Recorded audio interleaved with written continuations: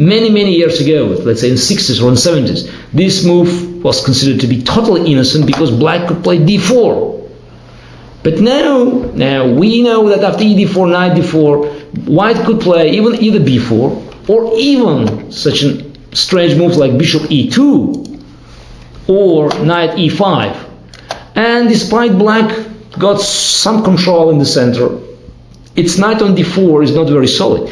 And see, black still is struggling how to resolve the problem of their bishop on c8, because after b6, the c6 square is going to be weak. So both bishop e2 here in this position and knight e5 and even b4 are giving white an edge. So that's why eventually it was black that decided not to push d4 and to look for other options. One of them is just to take on c4. But here, after bishop takes c4, queen d1,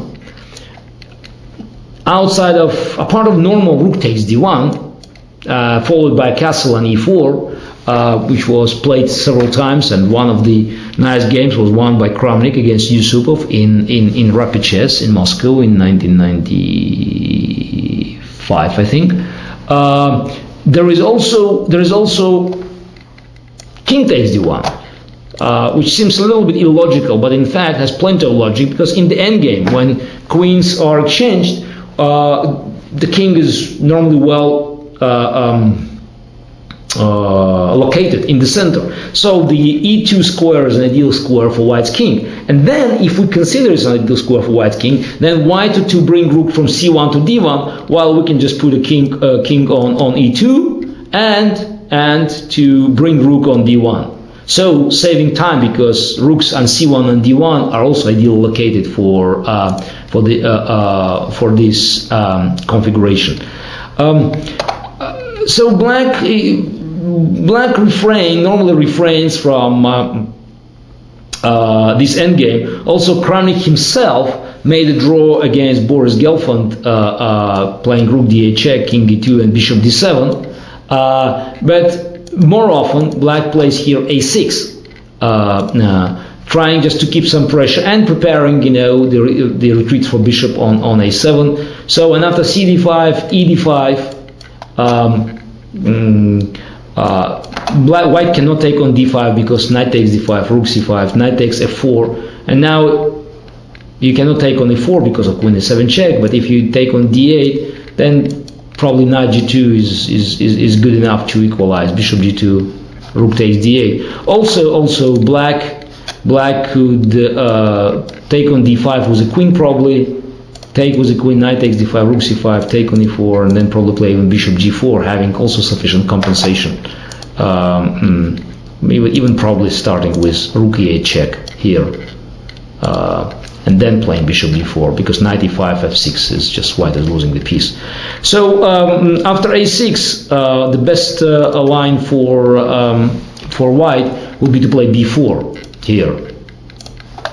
And now normally black goes on d6, although bishop a7 and bishop e7 are not refuted. The idea is white, after both of these moves, play c5, keeping black pawn on d5 intact, but gaining an advantage on the queen side, and preparing the comfortable development. So black's advance in the center is proved to be too slow. So bishop d6 is it's a main line, and now white suddenly goes bishop g5.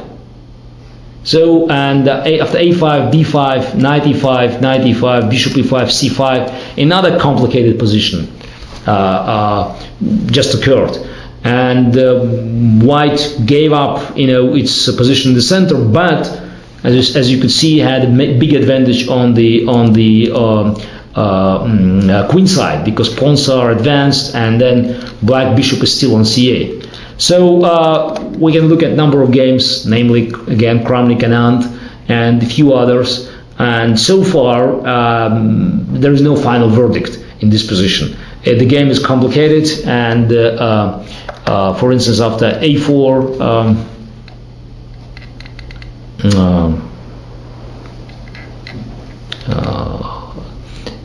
a4, black is creating chances,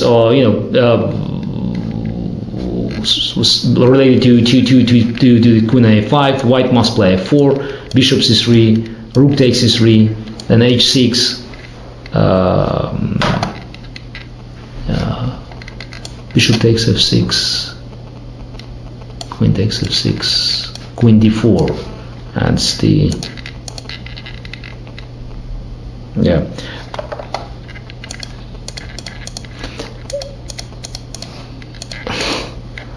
Rook c3. I think it's, yes. Oh, yeah, of course, black is playing e5 immediately. So of course e5 immediately, because now after f takes e5, black king goes on a5, and white is losing its rook, you know, because of the pin, and there's no bishop takes f6 protecting the rook. Pawn on e5 already blocked this diagonal. So after e5, white must take on f6. Queen takes f6, f takes e5, queen h4, g3, queen e4, rook g1, and the position is very complicated. Queen takes e5, queen goes on d4. That's the main line. That's in fact the game Kramnik Anand. And for instance, recently I decided to deviate from this line against Peter Nielsen in rapid chess, playing knight e7, which is a very risky approach. And after bishop f6, gf6, I think playing queen a4, he could get some advantage. So still, as you could see, plenty to find out. There's no final verdict. There is no clear advice, even from the strongest players, where to go and how to go. So that's probably the beauty of the line with bishop f4. The positions could be different. Black could play c5 or could play knight bd7, and there are many lines where there's still plenty of room for improvement. Just to remind you that big complications could arise in the middle of nowhere, in the middle of desert. After knight bd7, c5, c6, b4, b6, bishop d3, a5, bishop a3, bishop a6, there is a white could play b5, and then bishop b7, and then pawns on exchange, or white could play bishop takes a6, rook takes a6, b5, cb5, c6, queen c8, and c7. And this position looks absolutely unclear. White's pawn on c7, black has an extra pawn, he just plays eventually b4, white plays knight b5. The number of games were played. No one, has a clue what's the evaluation of this position. But it's a clear demonstration. It's not about the opening that looks dull and quiet and offers very little hope for taking initiative. It's just about the player's mood. It's about their preparation. It's about their way of presenting their opening ideas. There's always room for improvement. There's always room for complications. There's always room for excitement. There's always a possibility to play a very entertaining game. So line with bishop f4 remains a solid weapon for white to deviate from the traditional Queen's Gambit declined simplifications. But on the other hand, it offers black extra opportunities to make sure that they are not just fighting for equality, but they could be also a side to fight for initiative as well.